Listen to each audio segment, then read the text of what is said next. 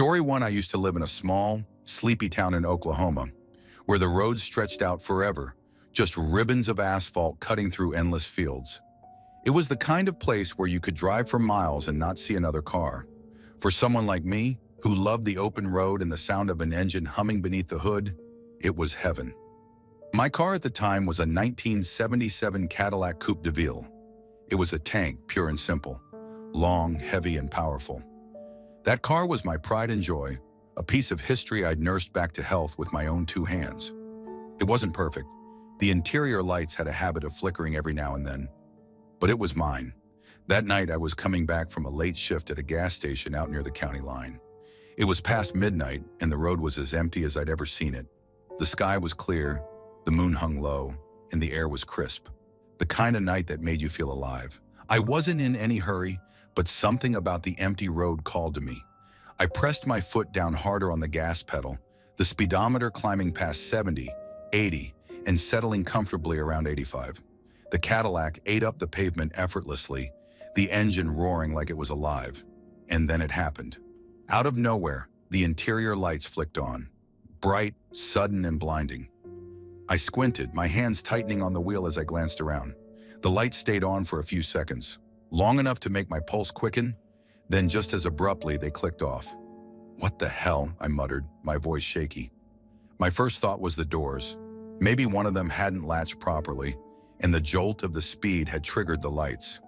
It wasn't unheard of. I eased off the gas, bringing the car down to a safer speed, and started checking the doors in the dim light. The passenger door was closed. The rear doors, well, they weren't exactly accessible from the driver's seat, but the locks looked fine, nothing out of place. Still, I couldn't shake the feeling that something was off. That's when I saw it. As I rounded a bend in the road, my headlights caught something in the distance. A shape, low and dark, smack in the middle of my lane. My stomach dropped. It was a car, sitting there dead and lifeless. No lights, no hazards, just a hulk of metal waiting to be hit. "Jesus Christ," I shouted, yanking the wheel to the left. The Cadillac wasn't made for quick maneuvers, but somehow it responded. The tires squealed in protest as I swerved around the obstacle, the rear end fishtailing before I wrestled it back under control. My heart was pounding in my chest and my hands were shaking. I pulled off to the side of the road, breathing hard. For a moment, I just sat there, trying to process what had just happened. If I hadn't slowed down when I did, if I'd still been doing 85, I wouldn't have had a chance. I'd have plowed right into that car, and God knows what would have happened. When I finally caught my breath, I looked back. The other car was still there, a dark silhouette in my taillights. I thought about going back to check it out, maybe see if someone needed help, but something stopped me. The way it was sitting there, completely dead, with no lights, it didn't feel right. I shook my head, trying to dismiss the thought. Maybe someone had broken down and walked off to find help. It made sense, didn't it? But the more I thought about it, the more that nagging feeling grew. And then I remembered the lights. The Cadillac's interior lights weren't supposed to just come on like that. Sure, they'd flicker sometimes, but this was different. It was deliberate, like a warning, like something or someone had been trying to get my attention. I checked the doors again. All of them were closed, locked. Nothing wrong. It never happened again. I don't know what that car was doing out there or why my lights came on at that exact moment. But I do know this. If they hadn't, I wouldn't be here to tell this story. Some things just don't have answers. Story 2. I've lived in Pine Grove my whole life. It's one of those towns where everyone knows your name, where the quiet stretches of road lead you into a false sense of security. But that night changed everything for me. It was late, past midnight, and I was heading home from a friend's house on the edge of town. The roads were practically deserted, the world wrapped in the eerie silence only winter nights could bring. The kind of silence that makes you feel like the last person alive. The intersection loomed ahead of me.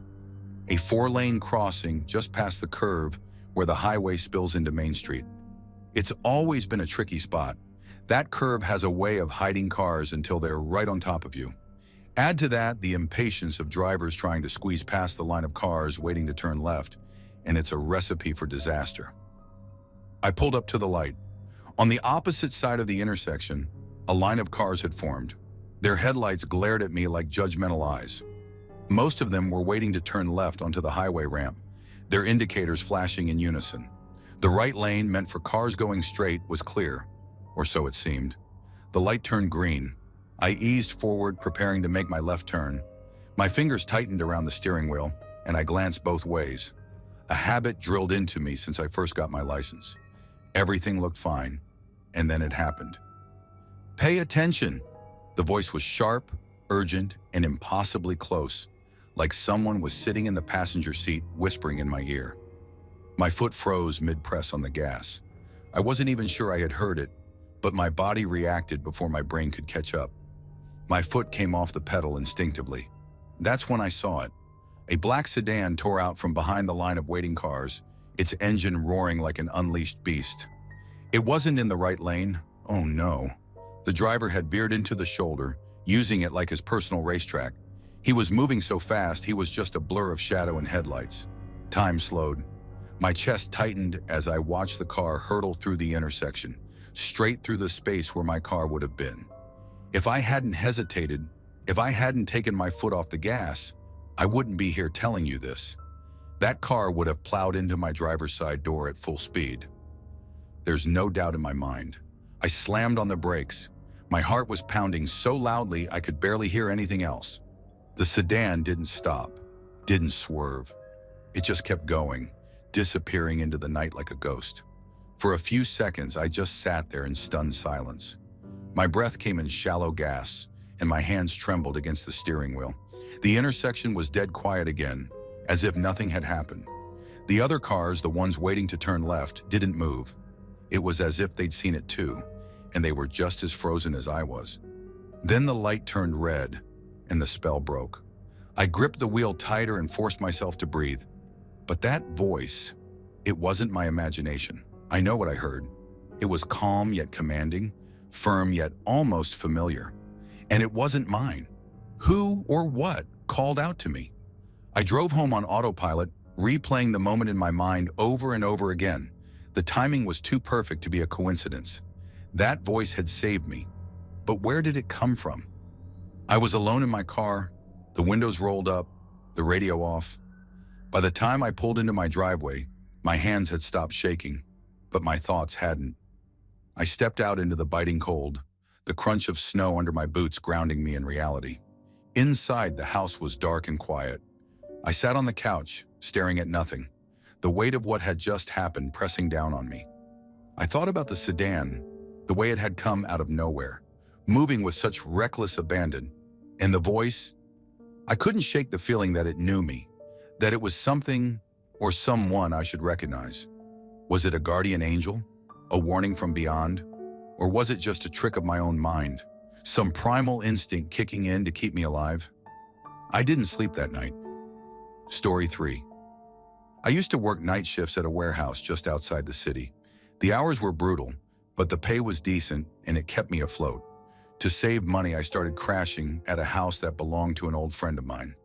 Let's call him Nate. He'd moved out of state, leaving the house vacant while waiting for it to sell.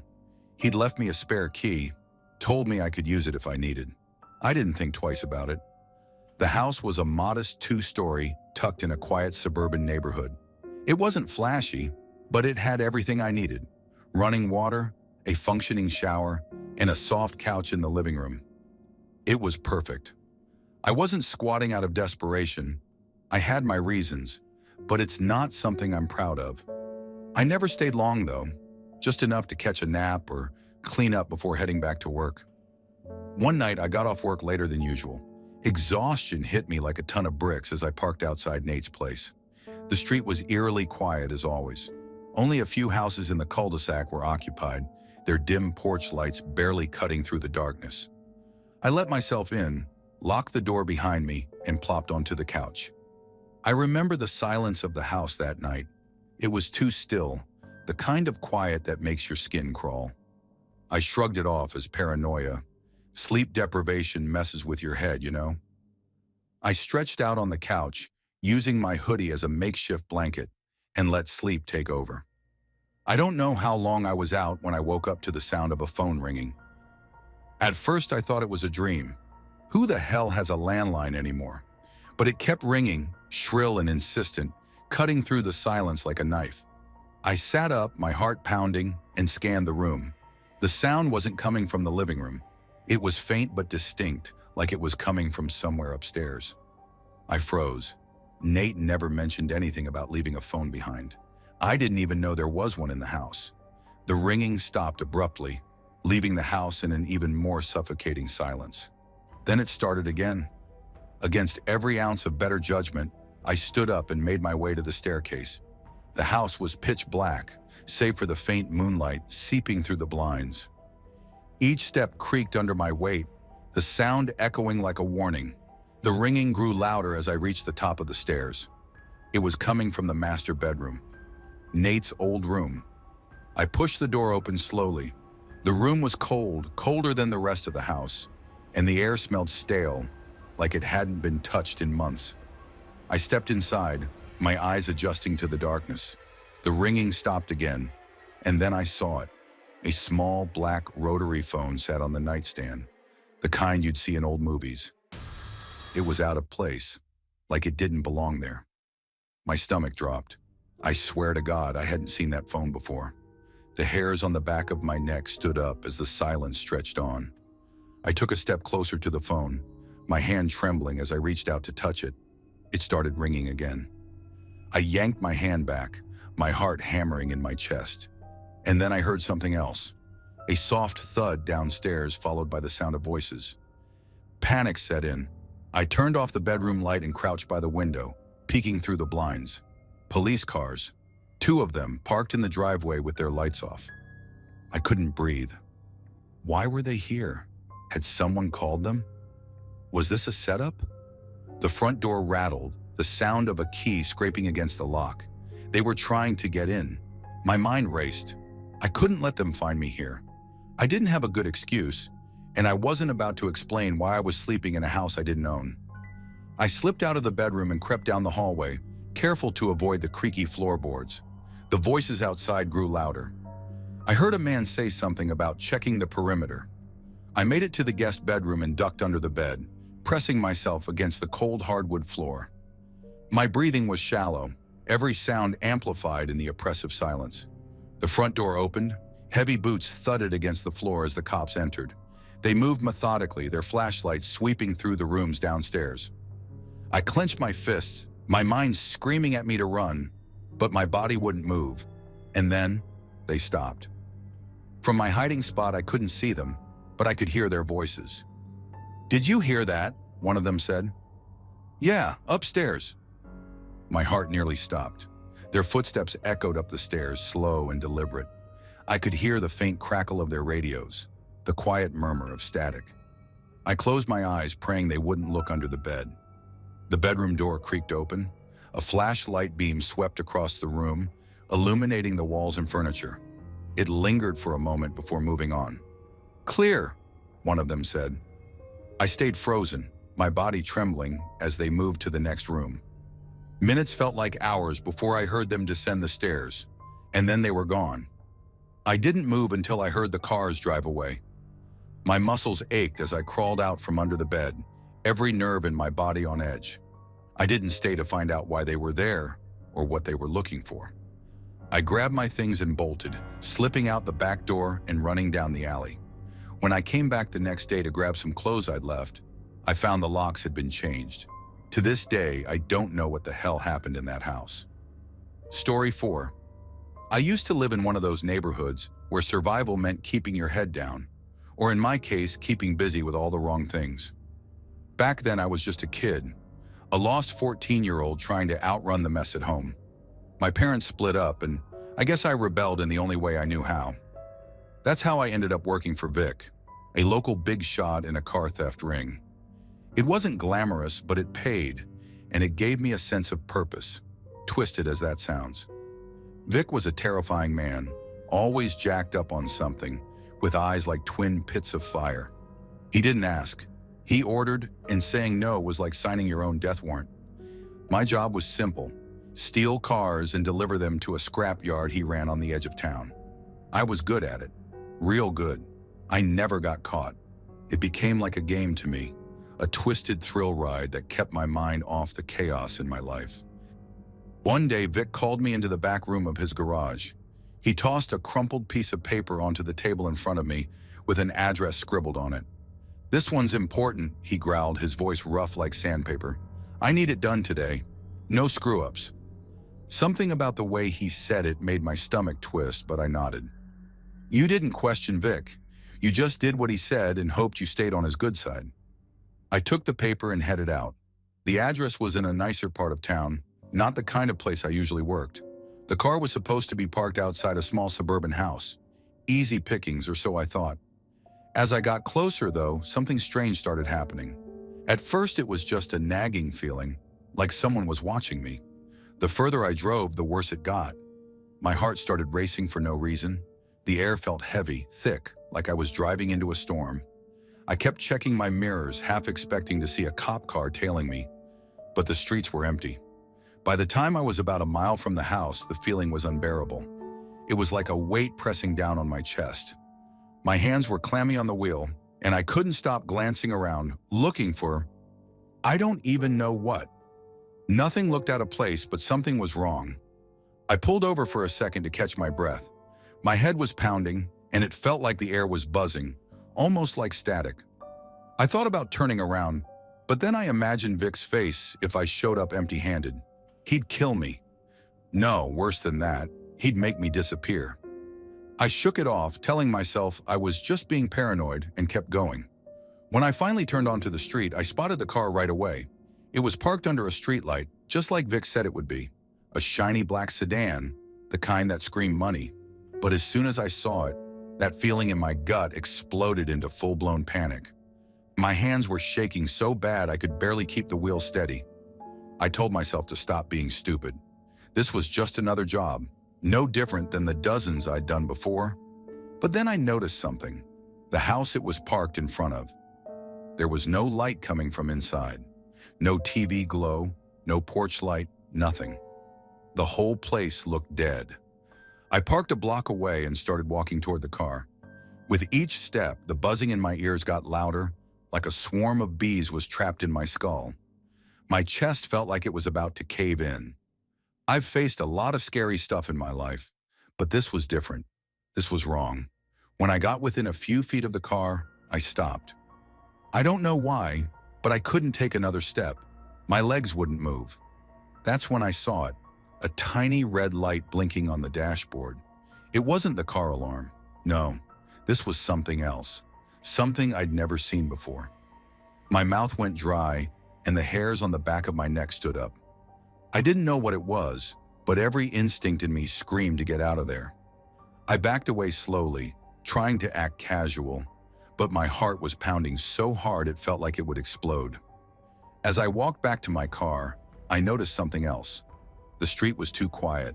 No dogs barking, no cars passing by, nothing. It was like the whole world was holding its breath. That's when I heard it. A faint click, like a door closing. I turned around, but the street was empty. Still, I didn't stick around to find out. I got in my car and drove away as fast as I could without drawing attention. I didn't go home that night. I knew Vic would be pissed and I didn't want to face him. I crashed at a friend's place and turned my pager off. For 2 days, I laid low, waiting for the storm to hit. Vic called and paged me nonstop at first, but then, nothing. No one ever came looking for me. It was like I'd slipped through the cracks, like I didn't exist. Story 5. I don't talk about this much. Hell, I don't even like thinking about it. But when you work nights as a security guard for a couple of years, you pick up some habits. Habits that don't go away just because you leave the job. One of them is this. Silence doesn't bother you, but movement when there should be silence, that's something else. This happened a couple of years after I quit that job. I was down on my luck, jobless, broke, and desperate. I'd never done anything like this before, but the idea came out of nowhere one night, crawling into my mind like a worm. I'd overheard some guy at a bar saying this old lady lived alone on the outskirts of town. No family, no visitors, just her in that massive empty house. And according to him, she kept cash around because she didn't trust banks. I waited until about midnight. I drove out to the place, parking my old Honda down the street so no one would notice. The neighborhood was practically dead, not a single light in the windows, just the crunch of gravel under my boots and the quiet hum of distant street lamps. Her house was old, Victorian style, with peeling paint and windows that seemed to stare back at you like empty eyes. I went to the front door, already sweating, hands trembling. But then my luck, or so I thought, changed. The door was unlocked. My first thought, this is going to be easy. My second, who the hell leaves their door unlocked at night? I told myself she was old. Maybe she forgot. Or maybe she thought no one would bother her this far out of town. Either way, I stepped inside, closing the door softly behind me. The smell hit me first. Dust, mold, and something faintly sweet, like rotting flowers. The kind of smell that clings to your clothes. I stood there for a moment, letting my eyes adjust to the darkness. The house was dead silent, not even the creak of the floorboards under my boots. Just nothing. I made my way toward what I assumed was the living room. The moonlight streaming through the windows barely lit the place, but it was enough to make out shapes. The edge of a couch, a coffee table, a grandfather clock that wasn't ticking. My heart was pounding, and I had this tight feeling in my chest like the air was pressing down on me. Then I saw her. She was sitting in a high-back chair, facing the window that looked out onto the garden. An old woman, frail and hunched, her thin white hair barely catching the light. She wasn't moving, not an inch, just sitting there staring into the darkness outside. I froze. My first thought was to run, but she didn't seem to notice me. Didn't turn her head, didn't even flinch. She just stared. I couldn't see what she was looking at, but whatever it was, she was locked onto it like her life depended on it. I whispered, "Ma'am?" My voice cracked. Nothing. Not even a blink. I inched closer, trying to see what she was looking at. The garden was just a patch of overgrown weeds and tangled bushes, swaying slightly in the wind. There was nothing there. Nothing I could see anyway. Then she spoke. Her voice was a rasp like dry leaves scraping against each other. "They don't like it when you move." I almost screamed. My knees buckled and I had to grab the back of a chair to steady myself. What? Her head didn't turn. Her eyes didn't leave the window.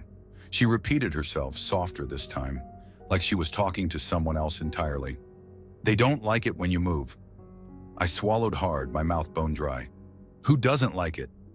Her hand twitched, the first movement I'd seen from her, and she raised it slowly, pointing a gnarled finger toward the window. "Them!" My blood turned to ice. I looked back at the garden, squinting into the darkness. And that's when I saw it, just for a second. A shape, something tall and thin, moving between the shadows of the trees. It was there, and then it wasn't. I blinked, thinking my eyes were playing tricks on me. But then it happened again. Another shape, this one closer. It moved so fast it was almost a blur. My breath caught in my throat. The old woman spoke again, her voice trembling. "You shouldn't have come here." I backed away, my hands shaking so badly I could barely keep my balance. "What the hell is that?" I hissed. She didn't answer. She just kept staring, her eyes wide and unblinking. I wanted to run, to get the hell out of that house, but something kept me rooted to the spot. Fear, maybe, or curiosity. Whatever it was, it held me there like a chain around my neck. The shadows outside were moving now, shifting and writhing like a living thing. And then I heard it, a low guttural sound, like a growl but deeper. It came from somewhere in the garden, and it made my skin crawl. "Don't move," the old woman whispered. "Whatever you do, don't move." I didn't need to be told twice. I stood there frozen, my heart pounding so loudly I was sure whatever was out there could hear it. The growling grew louder, closer, and I swear I could feel it vibrating through the floor. And then the house went silent again. For a moment I thought it was over. I thought whatever was out there had gone. But then I saw it, right outside the window. A face pale and angular, with eyes that burned like embers. It pressed against the glass, staring at me with a hunger that made my stomach turn. Its mouth opened, revealing rows of sharp, jagged teeth, and it let out a sound that wasn't human, a mix of a scream and a howl. The old woman finally moved. She turned her head toward me, her eyes filled with something I couldn't place. Fear, maybe, or pity. "You shouldn't have come," she said again. I ran. I didn't look back. I didn't care if whatever was out there chased me. I just bolted out of the house, down the street, and into my car. My hands were shaking so badly I could barely get the key into the ignition. I don't know how I made it home that night. I don't remember the drive. All I remember is locking every door and window, sitting in the corner of my apartment with a baseball bat in my hands and waiting for the sun to come up. I never went back to that house. Story 6, I've always had a knack for spotting a freebie. Some call it scavenging, but I prefer to think of it as making the most of what's offered. My routine was simple. Carry extra bags, stay alert for giveaways, and never hesitate. It's not stealing if it's free. This happened about a year ago. I had the day off and decided to visit the public library near my apartment. It's in one of those quiet neighborhoods where nothing out of the ordinary ever happens. At least, that's what I used to think. The library itself was old with heavy wooden doors and an unsettling quiet that extended even beyond its walls. When I walked in, my heart did its usual leap at the sight of a free book sign. Right in the welcome lobby, there was a bundle of books stacked neatly on a rickety table. Most of them were old paperbacks, yellowed pages, cracked spines.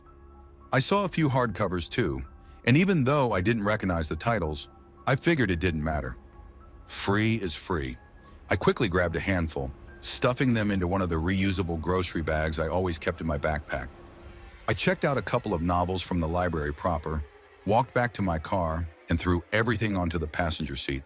Then, as I always do, I turned back. There were still plenty of books left on that table, and no one seemed interested in them. Why not take another look? The second I stepped back inside, I froze. The books were gone, all of them. The table was completely bare, as if someone had wiped it clean in the short time I'd been gone. I glanced around the lobby. The library was empty, eerily so. Not even the usual patrons or staff were milling around. For a moment, I thought I'd just been beaten to the punch. Maybe another book hoarder like me had swooped in and grabbed the rest. But I hadn't seen or heard anyone when I left, and it had been less than a minute. No way someone could have cleared out that many books that fast without me noticing. Something felt wrong. The air was heavier, like the library was holding its breath. I tried to shake it off and told myself I was overthinking. After all, who cares if the books were gone? I'd already gotten my share. Still, I felt compelled to look around, just to be sure. Maybe someone had moved them. I wandered deeper into the library. The silence was unnerving. Even the usual faint hum of the overhead lights seemed muted. I turned a corner near the reference section and noticed something strange. A single book lying open on the floor. It wasn't one I'd seen on the table earlier, but something about it drew me closer. The cover was faded and plain, no title, no author. Just an old black leather-bound book that smelled faintly of mildew. The pages were yellowed, and the text was written in a language I didn't recognize. Something with sharp, angular characters that seemed to shift when I tried to focus on them. I bent down to pick it up, and as my fingers touched the cover, I swear the temperature dropped. It wasn't a subtle chill. It was the kind of cold that bites into your skin, the kind that makes your breath fog up. Except it wasn't cold anywhere else in the room, just where I stood, holding that book. I heard something then, a faint rustling, like the sound of pages turning. But it wasn't coming from the book in my hands. It was coming from behind me. I turned around, half expecting to see someone or something standing there. But there was nothing, just rows of bookshelves stretching into the dim light. The sound stopped. I stood there for what felt like an eternity, clutching the book. My instincts screamed at me to put it down and leave, but I couldn't move. My feet felt rooted to the floor.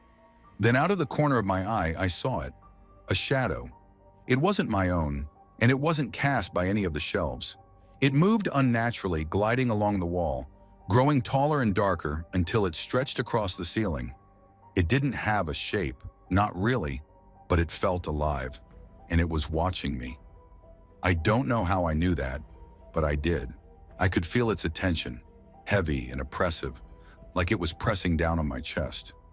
My heart was pounding so hard I thought it might burst. The rustling started again, louder this time, like dozens of pages being flipped all at once. The shadow began to shift, crawling down the wall and inching closer to me.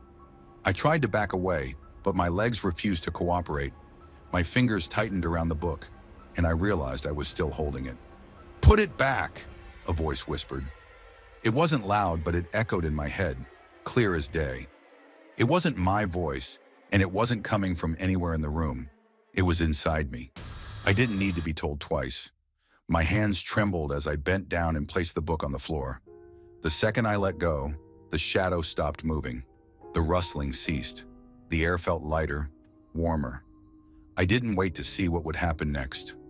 I turned and bolted out of the library, not stopping until I was back in my car. My hands were shaking so badly I could barely get the key into the ignition. I never went back to that library. In fact, I haven't stepped foot in any library since. Story 7. I used to work nights as a security guard. It wasn't glamorous, but it paid the bills and it suited someone like me who didn't mind solitude. I'd always been drawn to the quiet, some might even say eerie side of life. Maybe that's why I did it. Broke into that house. I guess I wanted something different, a thrill. The house sat at the edge of our block, behind a towering white wall, the kind that dared you to look beyond. I walked past it almost every night on my way home. It had a kind of presence, like it was watching, waiting. Overgrown bushes spilled into the sidewalk, and even though the streetlights hit it just right, the place seemed darker than it should have been. I heard kids dared each other to climb the wall sometimes, but most never did. One night, I decided to stop walking past. I had a crowbar in my backpack. Don't ask why. I guess I just liked being prepared. My hands were shaking as I climbed the wall, the rough concrete biting into my palms. When I finally pulled myself over, the yard came into view. It looked like a graveyard for forgotten things. Rusted shopping carts leaned on their sides, tangled in brown weeds. An old doghouse sat rotting near the back fence, its roof caved in. Plastic toys were scattered everywhere, faded and cracked, like some kid had left in a hurry and never came back. The front door was boarded up, but that wasn't enough to stop me. I wedged the crowbar between the boards in the frame, prying until the nails screamed and popped loose. The whole time I felt like something was watching me from the windows. Not someone, something. But every time I turned to look, it was just my own reflection in the blackened glass. When I finally got the boards off, I stepped inside. And that's when I knew I'd made a mistake. Everything was black, not dark, black. It was like the whole house had been dipped in ink. The walls, the ceiling, even the windows. It all looked scorched, though there was no smell of smoke. My flashlight barely pierced the gloom. The beam danced over a fireplace filled with charred debris, a sofa melted into itself, and a shattered mirror that seemed to absorb the light instead of reflecting it. The silence was the worst part. Not the creaking, settling kind of silence you'd expect in an old house, but an oppressive, smothering quiet. It felt alive, pressing in on my ears and chest. I was about to turn back when I saw the handprints. They were everywhere. On the walls, the floor, the ceiling, small like a child's but smeared and uneven, as if whoever left them had been struggling. Some were perfectly defined, others dragged and distorted, leading deeper into the house. My breath hitched, and I told myself it was just soot. Just residue from whatever fire had wrecked the place. I wanted to leave, but my feet carried me forward, almost like I wasn't in control anymore. The hallway stretched out in front of me, impossibly long, lined with doorways that led to rooms I couldn't see into. My flashlight flickered, and I froze. That's when I heard it, a laugh, high-pitched and faint, like it was coming from the end of a tunnel. It echoed through the hallway, bouncing off the walls. My stomach turned to ice, and I gripped the crowbar like a lifeline. "Hello," I called, my voice cracking. It sounded pathetic, like a kid scared of the dark. The laugh stopped, replaced by a whispering so soft I couldn't make out the words. It sounded like more than one person, overlapping voices that made the hairs on my neck stand on end. I took a step back, but the floor groaned beneath me, and the whispers turned into a deafening roar of static. I ran. I don't remember deciding to, but suddenly I was sprinting down the hallway, the flashlight swinging wildly in my hand. The walls seemed to close in on me, and I swear they were moving, pulsing like they were breathing. The blackness swallowed everything behind me, and no matter how fast I ran, the hallway didn't end. And then it did. I hit a door. Not a regular one either. It was metal, cold to the touch, with no handle or hinges. Just a flat, featureless surface. The whispers were right behind me now, louder than ever, and I could feel the air growing colder. My breath came out in frantic puffs, and my hands shot out to pound on the door. It opened on its own. Inside was a bathroom, tiny, cramped, and black as everything else. But it wasn't empty. The bathtub was filled to the brim with a thick, tar-like liquid that rippled even though there was no breeze. Above it, a mirror hung crooked, its surface cracked and spiderwebbed. And in the corner, crouched on the floor, was a child. At least, I think it was a child. It was small, its limbs too long, its head tilted at an unnatural angle. Its skin was blackened, like it had been burned, but its eyes, God, its eyes were white, wide, and staring right at me. The thing opened its mouth, and the laugh came again. Louder this time, echoing off the tiles and rattling my skull. The tar in the bathtub began to bubble, thick tendrils rising and reaching toward me. My legs wouldn't move. I tried to scream, but no sound came out. The thing in the corner started crawling toward me, its joints popping and cracking with every movement. It didn't walk. It slithered. Story 8. I used to live in Wisconsin, and back in the day, I spent most of my time working odd hours as a security guard. Life wasn't glamorous, but I had my escapes. A buddy of mine owned this old plot of farmland, and every Memorial Day, we'd turn it into a wild retreat. Friends would pour in from all over, and we'd camp out by the river, partying until the sun came up. It was our little slice of chaos, canoeing, drinking, and just forgetting the world. That year, I brought my '89 Chevy Blazer, a beast of a truck that could handle the off-road trails we'd carved into the land. It wasn't just transportation, it was part of the fun. That weekend, I was in full party mode, beer in hand, sunburned, and loving life. The night this happened, I'd piled a bunch of people into the Blazer to take a late-night swim in the river. The trail to the water was rough and narrow, with trees leaning in close and the occasional roots sticking out to keep you on edge. But I wasn't exactly taking it slow. I was flying down that trail, sending everyone bouncing around in the back. People were shouting, laughing, some cursing me out. But it was all in good fun, or so I thought. When we got to the river, everyone jumped out, splashing around and yelling like lunatics. I stayed back by the truck, smoking a cigarette and looking up at the stars. It was one of those moments where everything felt infinite and small all at once. The ride back, though, was a different story. I was still driving like a jackass, fishtailing around corners and slamming on the brakes just to make everyone scream. The headlights barely lit the trail ahead, but I wasn't worried. I knew this loop like the back of my hand. We passed the camp spot and I remember someone yelling, "We're back! Just park already!" But I didn't stop. Not yet. I wanted one more lap. That's when it happened. Out of nowhere, I felt hands on me. Two of them grabbing my shoulders and yanking me hard against the seat. A voice screamed in my ear, "Stop!" It wasn't a shout of anger. It was panic. Raw, desperate panic. I slammed on the brakes so hard the truck skidded, and everyone went flying forward, cursing and laughing at me. I didn't laugh, though. My heart was hammering. "What the hell, man?" I shouted, twisting around to see who grabbed me. But nobody in the back looked guilty. They were just picking themselves up and yelling at me to quit screwing around.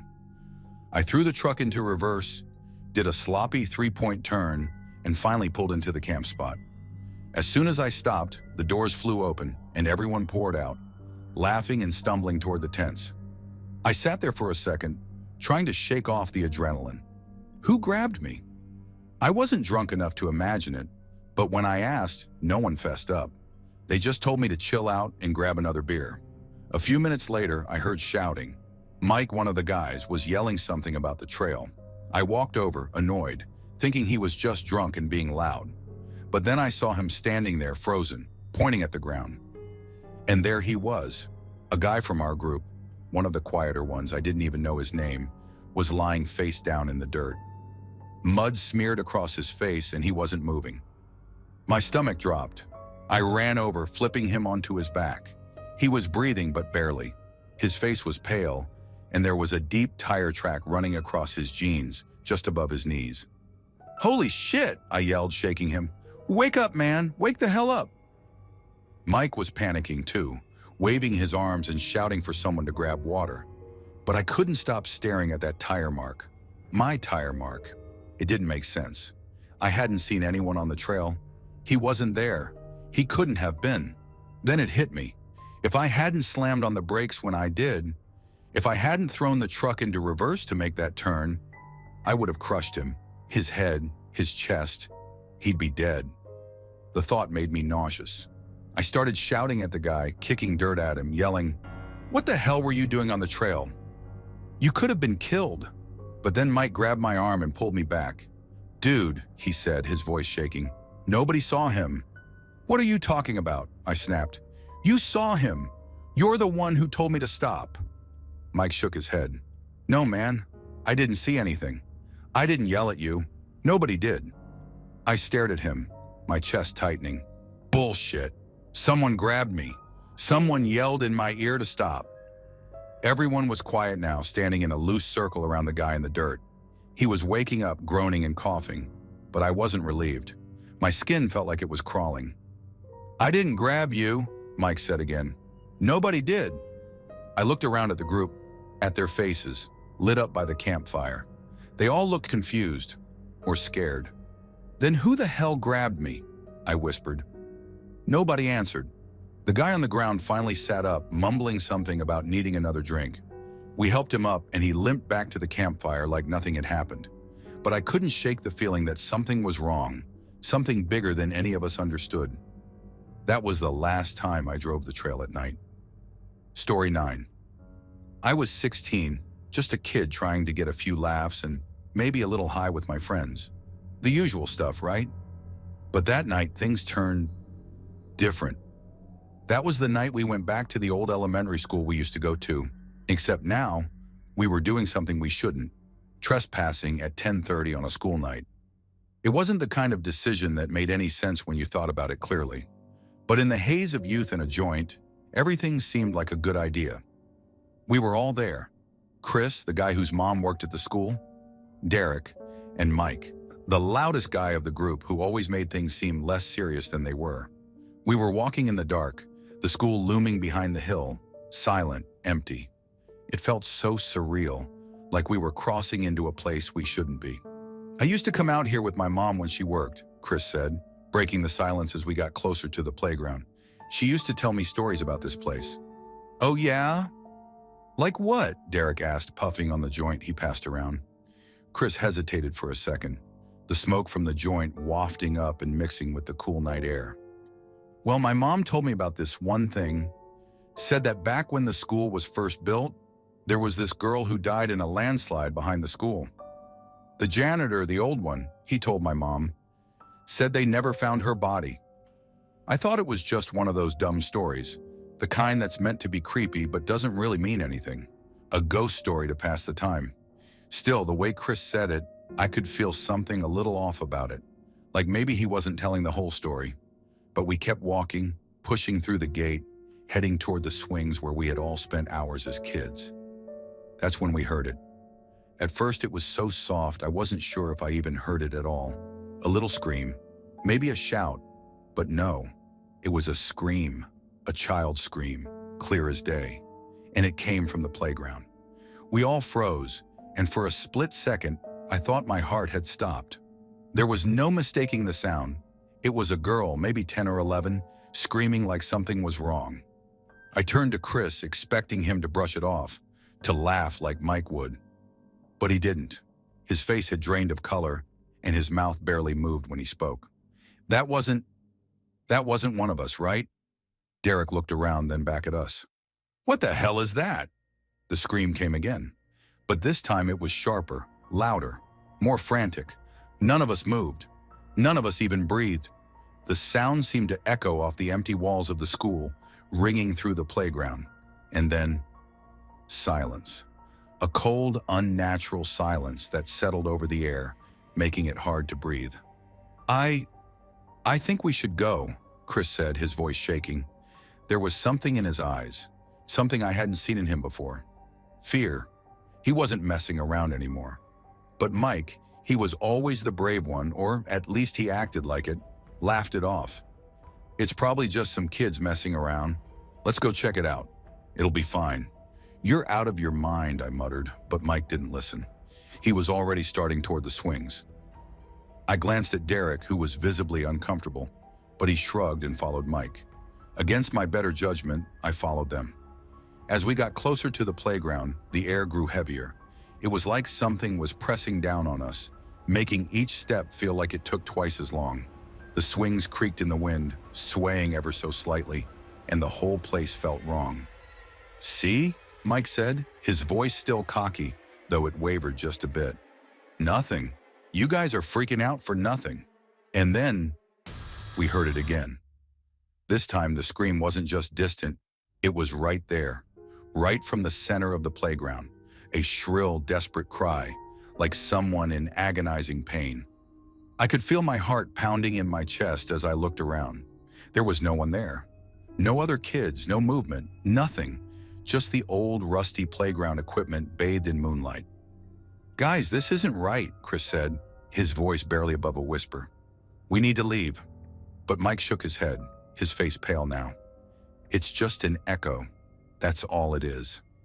It was then that I noticed something that made my blood run cold. The swings weren't just swaying. One of them was moving, slowly, almost like someone was sitting in it, pushing themselves back and forth. But there was no one there.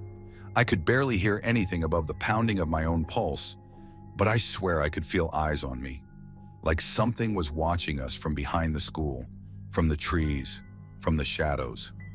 I turned around, half expecting to see someone, but the school was just dark and silent. Suddenly, Chris turned and ran. His feet were moving before his brain even told him to, and I didn't even have time to process it before Derek and I were running after him. I don't remember much of the run back to the gate, just that it felt like something was chasing us. Not just us, but our very souls. Like it was getting closer, closing in with every step we took. We didn't stop until we were all back in the street, out of breath and shaken. The only sound was the distant hum of streetlights and the faint echo of a child's scream, lingering in the night. But we didn't hear it anymore. Not as clearly. It was as if it had never been there at all. Story 10. I've never talked about this before. Honestly, I don't know why I'm telling you now, but something about tonight has been pulling me to it, like an itch I can't scratch. It's a memory that's burned into my brain, something that's haunted me since it happened. Keeps me up at night sometimes. Maybe if I say it out loud, I'll finally stop feeling that same cold rush of fear when I think back to it. This was back in the early 90s. I was in the thick of it, strung out on whatever I could get my hands on. Life was a blur, you know? I didn't care about much except getting high and getting by. That night I had a plan. A McDonald's down the street had just closed, and I'd heard rumors that there was still a little bit of cash left in the register. My mind wasn't thinking clearly, but my legs knew the route. I grabbed a crowbar from the back of the alley, and with shaky hands, I made my way to the place. It was one of those quiet nights, the kind where everything feels a little too still. The kind where you know something's off, but you're too out of your head to care. The golden arches were lit up, the parking lot empty except for a single street lamp flickering near the entrance. The doors were locked, but I wasn't worried. I shoved the crowbar in, cracked the lock, and slipped inside. I moved quick, my heart racing with a mix of excitement and nerves. The restaurant was dead silent, the hum of the fridge in the back the only sound. I wasn't there to cause any trouble. All I needed was a few $100. It wasn't anything personal, just business. But as soon as I stepped into the main dining area, something shifted. I couldn't put my finger on it at first, but the air felt different, heavier somehow. It felt like I wasn't alone. I tried to shake it off, my head pounding from the drugs, but the hairs on the back of my neck were standing up. I kept moving, heading toward the counter. The registers were just where I thought they'd be, untouched, waiting. I jammed the crowbar into one of the machines, prying at the drawer. That's when I heard it, a loud clank. I froze, the crowbar still lodged in the register. My breath caught in my throat. I turned slowly, eyes scanning the dark corners of the restaurant.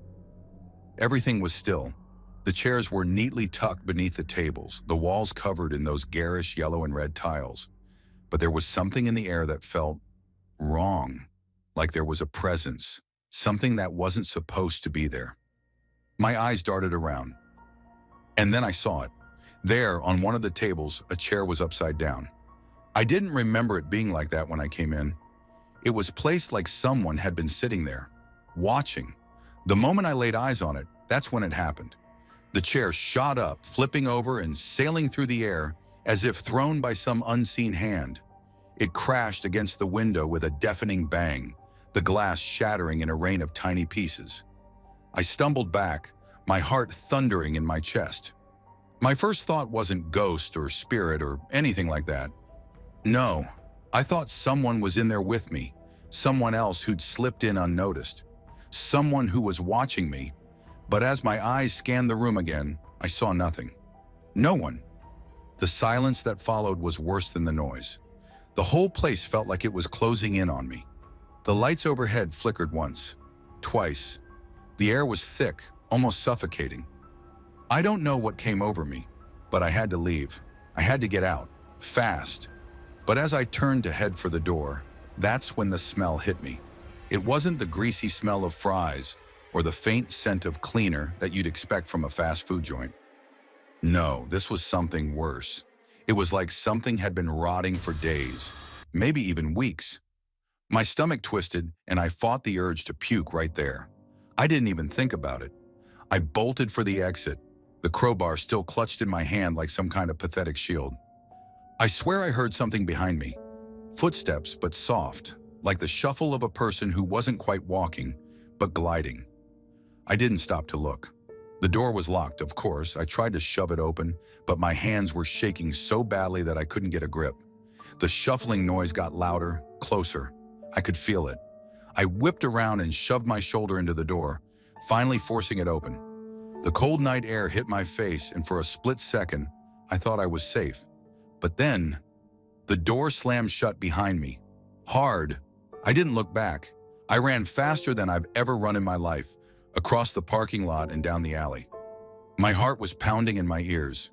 My legs felt like lead, but I didn't stop. I didn't stop until I was home, locked in my room, trembling. I never went back to that McDonald's, never even thought about going near it. Thanks for watching. Don't leave before leaving a like to this video. Also hit the subscribe button to support my work. And as always, have a horrific nightmare, my dear.